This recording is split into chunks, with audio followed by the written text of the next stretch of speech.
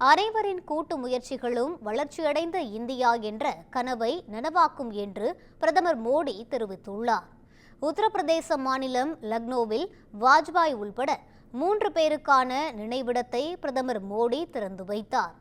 லக்னோவில் கோமதி நதிக்கரைக்கு அருகே 230 கோடி ரூபாய் மதிப்பீட்டில் 65 ஏக்கர் பரப்பளவில் தேசிய நினைவிடமும் தாமரை வடிவத்தில் ஒரு அதிநவீன அருங்காட்சியகமும் அமைக்கப்பட்டுள்ளது. இந்த நினைவிட வளாகத்தில் பாஜக சித்தாந்தவாதிகளான ஷியாமா பிரசாத் முகர்ஜி, பண்டிட் தீனதயாள் மற்றும் முன்னாள் பிரதமர் அடல் பிகாரி வாஜ்பாய் ஆகியோரின் 65 அடி உயர வெண்கல சிலைகள் அருகருகே வைக்கப்பட்டுள்ளன.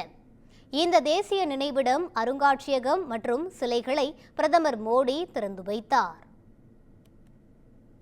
वाजपेयी, दीनदयाल उपाध्याय, ये सभी कांस्य प्रतिमाएं 65 फीट ऊंची हैं, 42 टन वजनी हैं।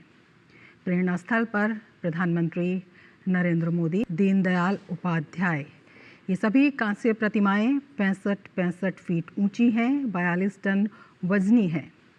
प्रेरणा स्थल पर प्रधानमंत्री नरेंद्र मोदी, दीनदयाल उपाध्याय, ये सभी कांस्य प्रतिमाएं 65 फीट ऊंची हैं।